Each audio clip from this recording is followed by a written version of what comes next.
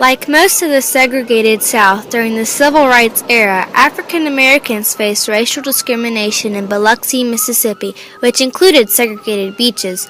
These beaches became the battleground for the first civil rights protest in Mississippi when Dr. Gilbert Mason led the responsibility to organize protests that became known as the Biloxi Beach Wade-Ins. These series of protests gave birth to other civil rights milestones, including the desegregation of the Biloxi school system and the 1968 federal court ruling opening the beaches to all citizens. Slavery technically ended in the South on January 3, 1865, with the Emancipation Proclamation, but blacks were not really free. In 1896, the Plessy v. Ferguson decision led to separate but equal, which separated African Americans from their Caucasian counterparts in public facilities. Separate but equal turned into a racial caste system called Jim Crow laws, which did not allow interracial marriage and ordered business owners and public institutions to keep their black and white clientele separated. There were separate water fountains, restaurants, and schools. Biloxi, Mississippi was no different than the rest of the South in its enforcement of Jim Crow laws. However, Jim Crow justice also gave property owners more rights by law than the actual laws. In Biloxi, residential houses were placed across the street from Biloxi Beach. These houses were handed down from generation to generation by affluent white property owners. These property owners felt that the property and the beach across the street from the property belonged to their families. They felt that they had the right to decide who could access their family beachfront. By law, African Americans were allowed on the beach. However, the people in Biloxi did not follow that law. Officers would not allow African Americans on the beach because the homeowners in front of the beach called it their private property. Some of the South was changing. 1954, Brown versus Board of Education. 1955, Rosa Parks and the Montgomery bus boycott. 1957, Little Rock 9. Although the civil rights movement was in full force in many different parts of the segregated South, the movement had not yet made its way to the stubborn state of Mississippi. In Biloxi, almost everything was still segregated. Segregated schools, segregated shops, segregated restaurants, and even segregated beaches. Born in Jackson, Mississippi on October 7, 1928, Mason was educated in public schools. He pursued a Doctor of Medicine degree at Howard University in Washington, D.C., but moved back to his home state to begin his medical career. In 1955, he moved with his wife and one-year-old son to Biloxi and established a medical practice. In Biloxi, he volunteered with many community organizations. He also helped form many coastal organizations in Biloxi and Harrison County, including the Gulf Coast chapter of the NAACP.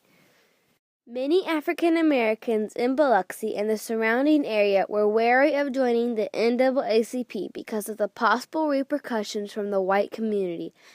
Mississippi's first noted civil rights disobedience splash took place on Thursday, May 14, 1959, when 9 black citizens of Biloxi, Mississippi ventured onto a forbidden spot on a 26-mile-long segregated beach in open and conscious defiance of Mississippi's Jim Crow practices.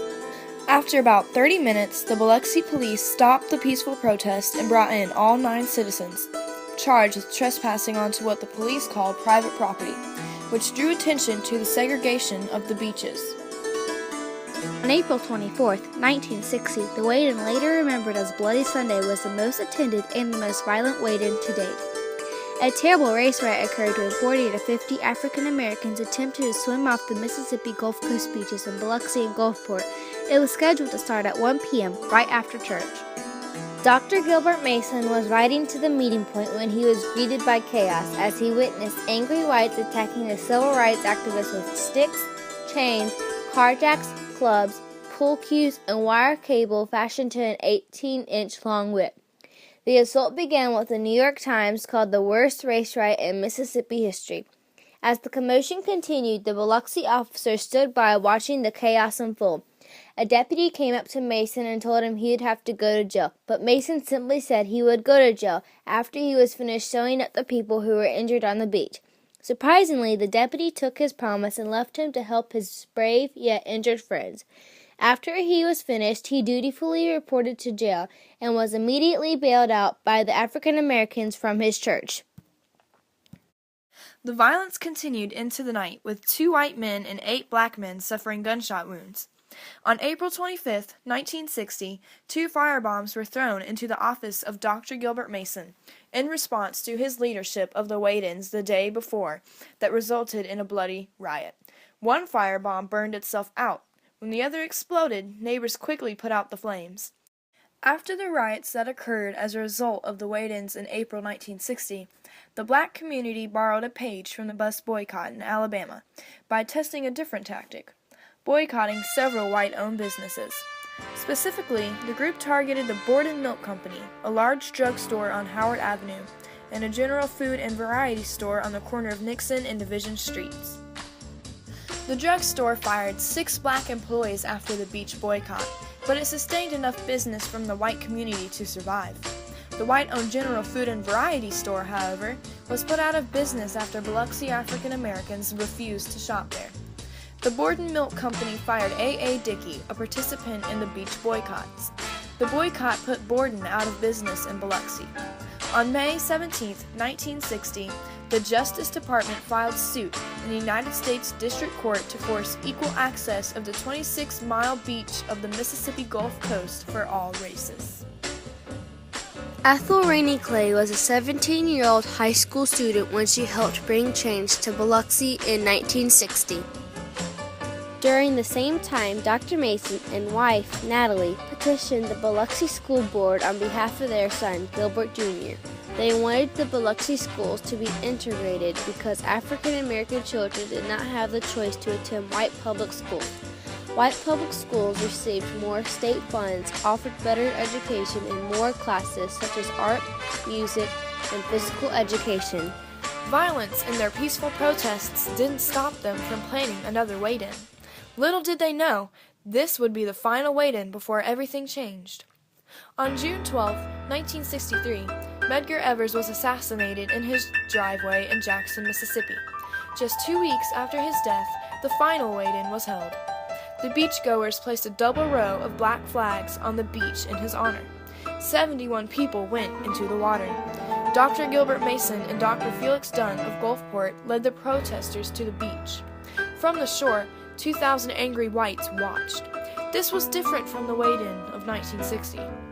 The event was organized with the cooperation of the new mayor, Danny Geis, whom newly registered African American voters helped put into office, and he demanded a peaceful demonstration, which the officers duly supervised. Mason recalled this event in his book, Beaches, Blood, and Ballads.